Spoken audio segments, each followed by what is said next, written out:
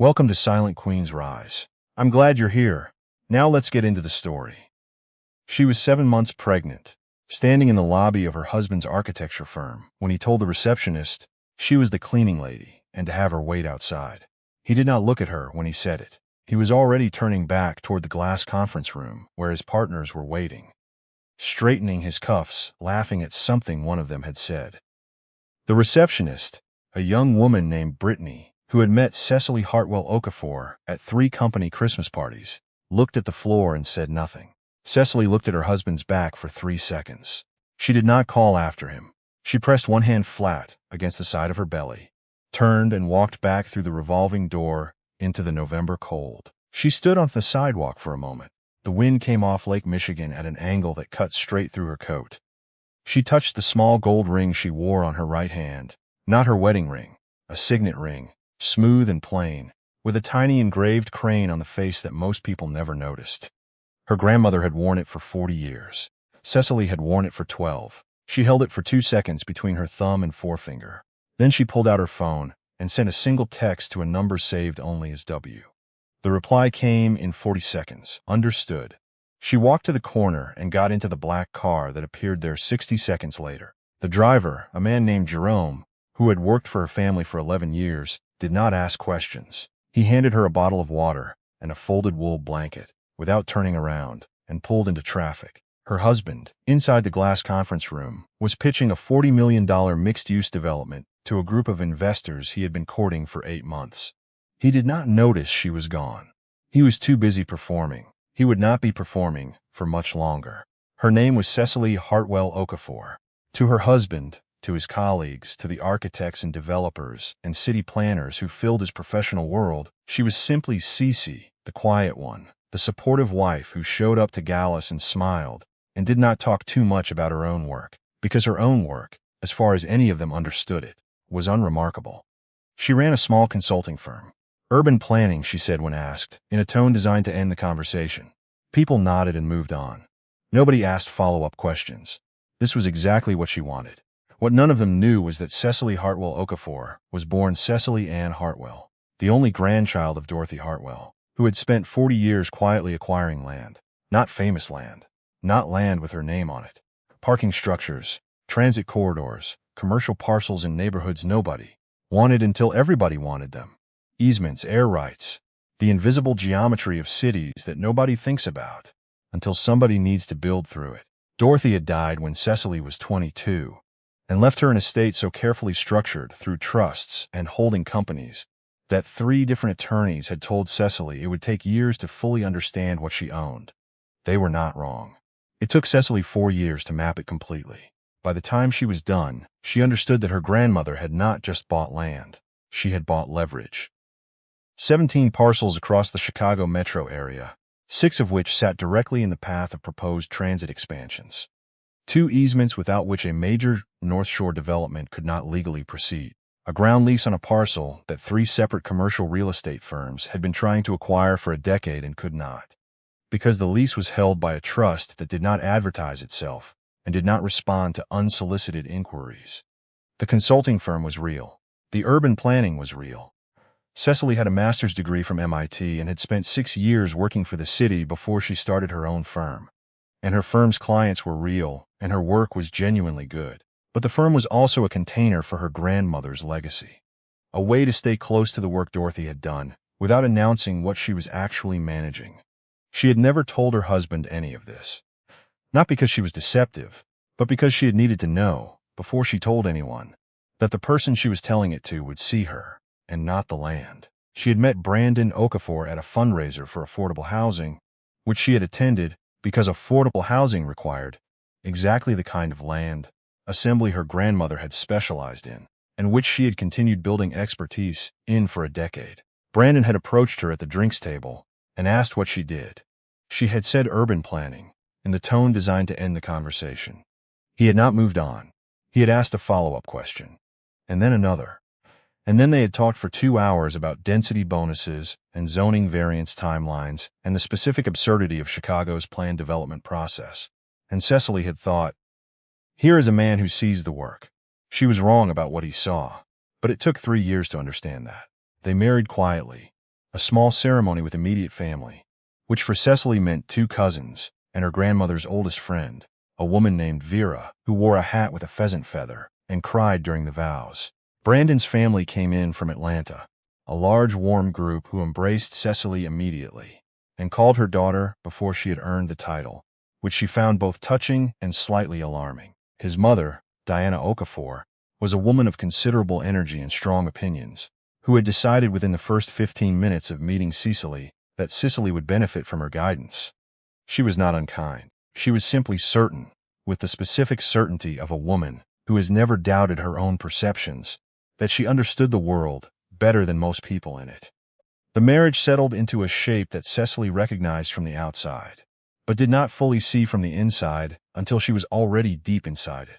Brandon was talented and ambitious and genuinely skilled at his work, and she had believed, because she wanted to believe it, that a man who asked smart questions about density bonuses would also ask smart questions about his wife. He did not. He asked about his projects. He talked about his projects. He brought his projects home and spread them across the dining room table she had bought, and ate the food she had prepared, and slept in the bed she had made. And his projects, which were always interesting and always urgent, occupied the foreground of their shared life until there was no background left. She was the background. She ran the house. She managed the finances. She tracked the insurance renewals, and the property taxes and the contractor schedules and the quarterly payments to the accountant, and the calendar, and the social obligations and the dog, a 3-year-old rescue beagle named Pip who had a heart murmur and required a daily medication that had to be given with food at a precise time, or he became anxious and stopped eating.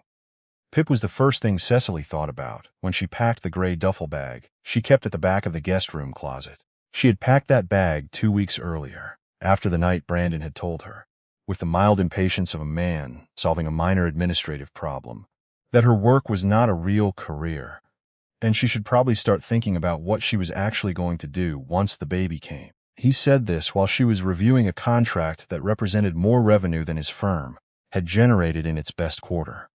She had set the contract down. She had looked at him for a moment. She had picked up the contract again and said nothing, because she was still, at that point, deciding how far this had gone. The night in the lobby answered the question. She had gone to the firm to bring Brandon lunch, which she acknowledged to herself was exactly as domestic as it sounded.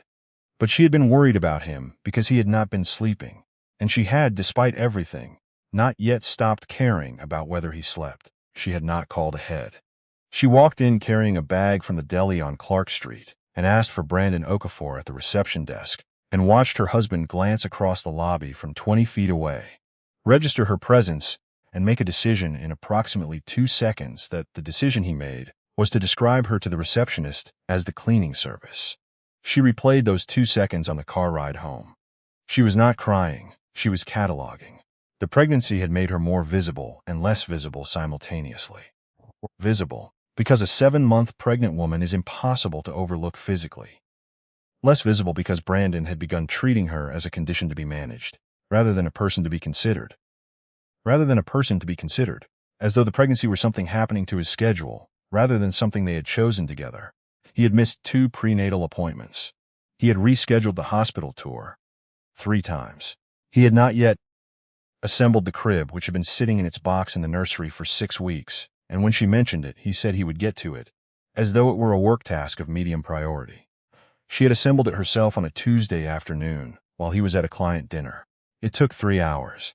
She found a bottle of wine in the back of the pantry that she could not drink, and she put it on the kitchen counter for when the baby was born. And she thought about her grandmother, who had built a real estate empire in 35 years without anyone assembling anything for her, and she felt a structural thing shift inside her, quiet and permanent like a door, closing on a room she would not be going back into. She had already contacted her attorney 3 weeks before the lobby incident.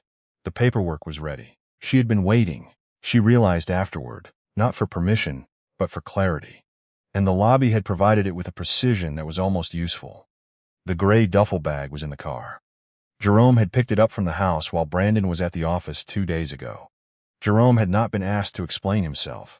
Jerome had worked for the Hartwell family for 11 years and did not need to be asked twice about anything. Cecily arrived at the property on North Burling Street at 4 in the afternoon. It was a 3-flat she had purchased 5 years earlier under a trust name, renovated quietly, and never mentioned to Brandon, because it had not been relevant to mention, and because she had learned from her grandmother that a woman should always have a place that is entirely her own. The heat was running when she walked in. The refrigerator was stocked. Pip was already there, sitting in the kitchen with his ears up, having been retrieved from the house by Jerome the previous morning when Brandon was at the office. She knelt down on the kitchen floor and let Pip press his nose into her neck and breathed. The baby moved. A slow roll, deliberate and calm. She called her attorney. She called her accountant. She called Vera, who said only good, and then said, "Do you need me to come?"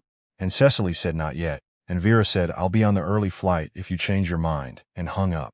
Then she sat in the kitchen with Pip in her lap and a cup of tea she let go cold, and began to plan with the particular quality of attention she had inherited from a woman who had bought air rights in neighborhoods nobody believed in yet.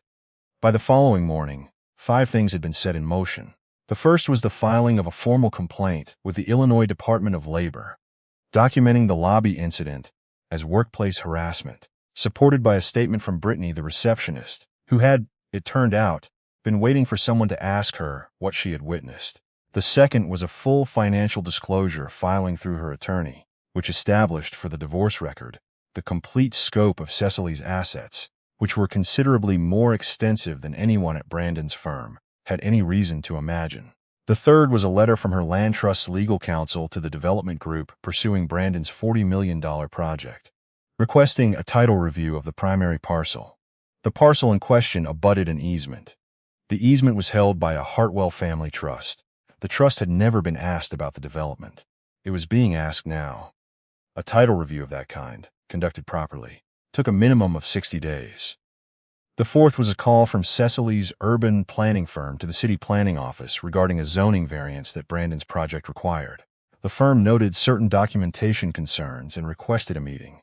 The variance review was paused pending the meeting, which was scheduled for 6 weeks out. The fifth was a single email sent by Cecily herself to a woman named Priya Anand, the managing partner of the investment group backing Brandon's development, with whom Cecily had worked 3 years earlier on a transit-adjacent affordable housing project.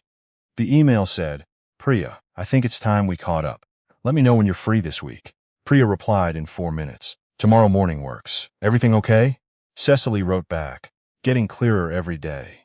Brandon noticed she was gone at 10 that night. He came home to a dark house and a missing dog in an empty half of the closet. He called her phone. Voicemail. He texted Reed. No reply. He called his mother.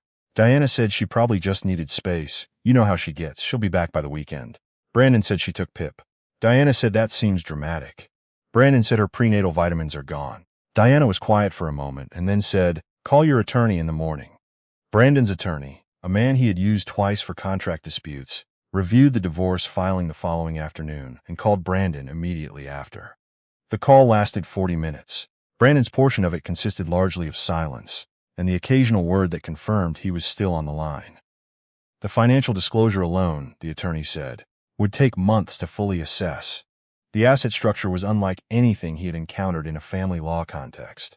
There were land trusts, there were holding companies, there were easements and ground leases, and minority interests in commercial real estate partnerships that appeared to generate significant passive income. There was a single parcel on the North Shore that had been independently appraised conservatively at $11 million. Brandon's attorney recommended outside counsel. Brandon sat in his car in the parking garage of his building for 30 minutes after the call ended and looked at his hand. He had called her a cleaning lady. He had said it in front of Brittany and the security guard and 2 associates who had been crossing the lobby at the time.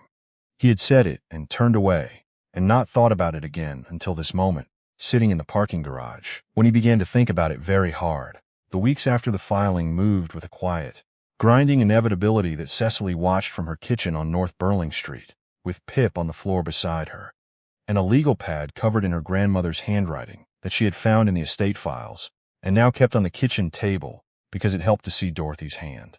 Week 2, Brandon's project hit the title review delay. His partners, 2 men named Jeffrey and James, who had their own money in the deal and were not interested in delays, called a meeting. Brandon had no explanation for the delay, because he did not yet understand the connection between his wife and the easement, and explaining it would have required him to know things about his wife that he had never bothered to learn. Week 3. The zoning variance pause generated a story in a local real estate newsletter. Small item, 3 paragraphs, but Jeffrey read it over coffee and called James, and James called Brandon, and the meeting that followed was not a comfortable one. They did not blame Brandon directly. They simply asked, with the tone of men who had learned to be precise about accountability, whether there was anything about the site they should know. Brandon said no. He was not lying. He simply did not know. Week 4. Diana came to help. She lasted 8 days. In those 8 days, she discovered the scope of what Cecily had been doing. The household management system, the insurance binders, the color-coded maintenance schedule for every appliance in the house, with warranty information and service contacts, the automated payment calendar, the folder of vet records for a dog whose heart murmur Diana had not known about, the baby research binders organized by trimester, with tabs for pediatricians, hospital bag checklists, car seat safety ratings, and a printed and annotated copy of the most recent AAP Safe Sleep Guidelines. She found the crib assembly instructions on the nightstand, with Cecily's handwriting in the margins, correcting a diagram error in the original. Diana sat at the kitchen table with the crib instructions in her hands and called her daughter-in-law. For the first time since the separation, Cecily's attorney relayed the message. Diana said, "I owe her an apology." The attorney said, "Ms. Hartwell is aware." Diana said, "I didn't see it." The attorney said, "Most people don't." Brandon's colleague, a woman named Tara, who had worked at the firm for 4 years and who had been quietly in love with Brandon since the 2nd year, moved into the picture around week 5. She had been there, Cecily suspected, for at least 8 months, but she had not documented it the way she had documented the other things because she had not needed to. The divorce filing was comprehensive enough without it. Still, she noticed, in the way that women who have learned to observe notice things, that Tara began showing up in Brandon's professional social media with an increasing frequency that was not accidental. She was photographed at a project dinner. She was tagged in a post about a design award. She appeared to be positioning herself inside the version of Brandon's life that she believed she was stepping into. What Tara was stepping into was a house whose gas bill had lapsed, whose lawn service had been canceled because Cecily had managed the contract and it did not renew automatically, and whose mortgage was now on a payment plan negotiated with the lender because the automated transfer from the joint account had ended the day Cecily closed her access to it. Tara was stepping into a project that was 60 days behind schedule and losing investor confidence and carrying a zoning variance pause that nobody at the firm could explain. She was stepping into a man who could not locate the water shutoff valve in his own home and who had, in the past 3 weeks, eaten delivery food 11 times and microwaved frozen meals 7 times and made eggs once, badly. She was stepping into the absence of Cecily Hartwell Okafor and discovering that the absence had a shape, and the shape was the size of everything. Tara lasted until week 9. She left on a Sunday evening with a very clean tote bag and a very clean excuse about needing to focus on a project, and she did not come back. The evening she left, Brandon sat in the kitchen with a glass of bourbon and a stack of unopened mail, and a dog that was not there. And he understood, with the specific and humiliating clarity available only to people who have lost something they failed to look at while they had it, that he had never once asked his wife what she owned. He had never asked because it had not occurred to him to ask. She drove a sensible car. She wore work clothes that were good but not conspicuous. She talked about her firm in the tone designed to end the conversation, and he had let it end every time, because his firm was more interesting to him. And behind all of it, under the coat and the sensible car and the professional understatement, there was a woman who held an easement that was currently preventing his most important project from moving forward. And he had never known, and he had never asked, and he had never once looked. He poured the bourbon down the sink. He went to bed. He stared at the ceiling for a long time. The investor dinner was Priya Anand's idea. She held it 3 months after the separation, in a private room at a restaurant in the West Loop, and she invited a focused group: urban planners, transit developers, city officials, with an interest in the North Lakefront corridor. She did this because the North Lakefront corridor was exactly where Cecily's grandmother had spent 15 years buying parcels, and Priya had now fully understood. Through 3 months of careful conversation with Cecily's land trust counsel, what those parcels represented in terms of a coordinated development opportunity. Cecily arrived at 7. She had come from the hospital, where she had spent 4 hours that afternoon, visiting the pediatric ward, not as a patient, as a donor, because the Hartwell Family Trust had made a significant gift to the children's cardiac unit, which mattered to Cecily specifically, because Pip's cardiologist had once mentioned that veterinary cardiac research often advanced in parallel with pediatric cardiac research. And she had found this interesting and had looked into it and had given money. Because the Hartwell women gave money to things they found interesting and that needed it. She wore a charcoal blazer and dark slacks and flat shoes because the baby was 3 weeks old and she was still measuring everything in terms of how long she could stand. The baby, a girl she had named June, was at home with Vera, who had in fact come on the early flight and had not yet left and showed no signs of leaving, which Cecily did not mind at all.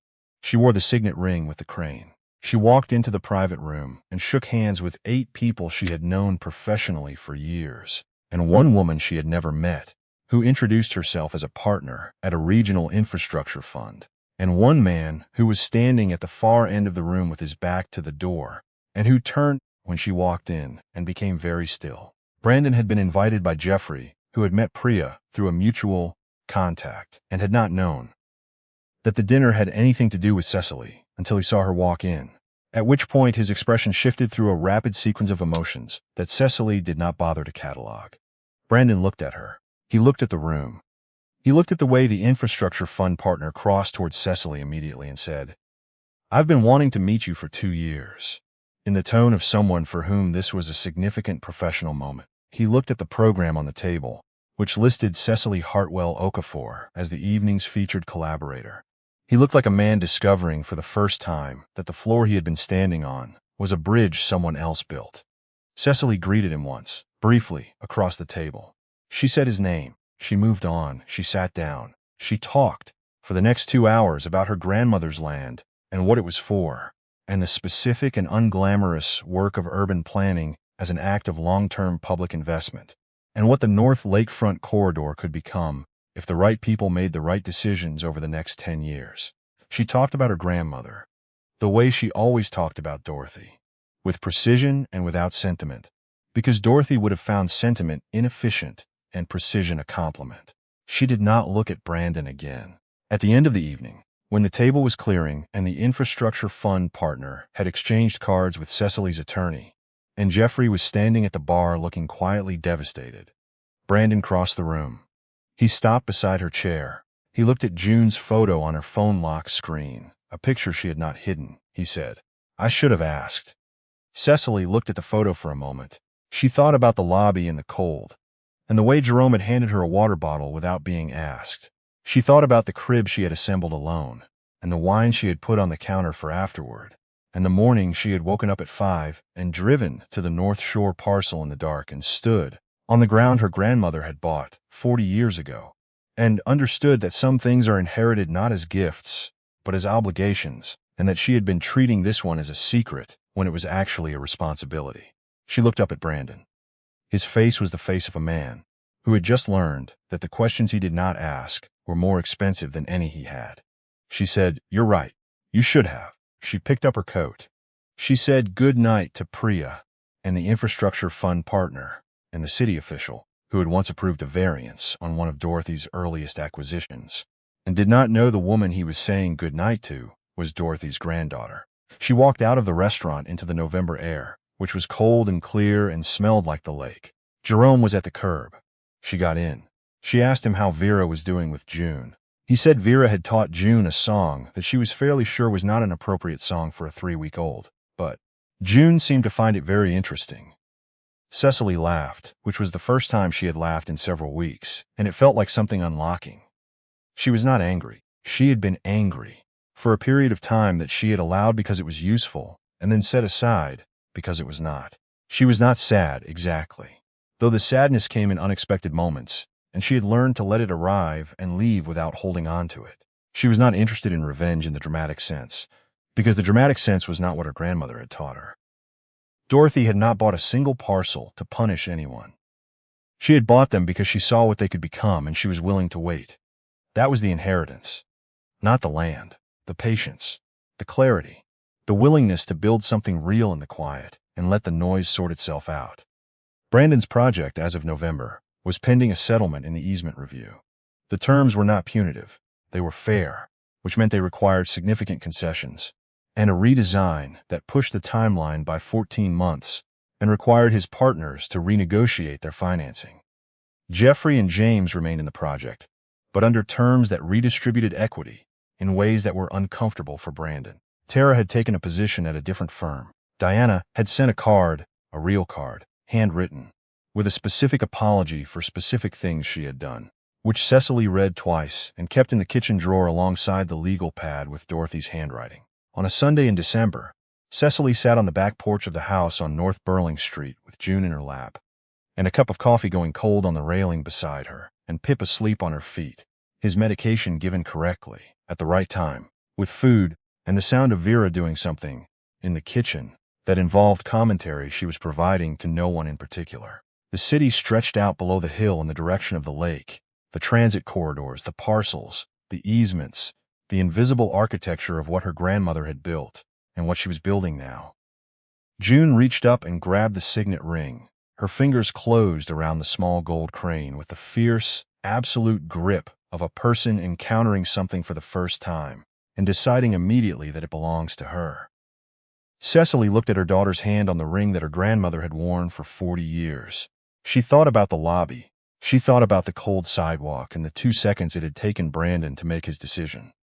She thought about Vera on a pheasant-feathered hat at a small wedding, crying.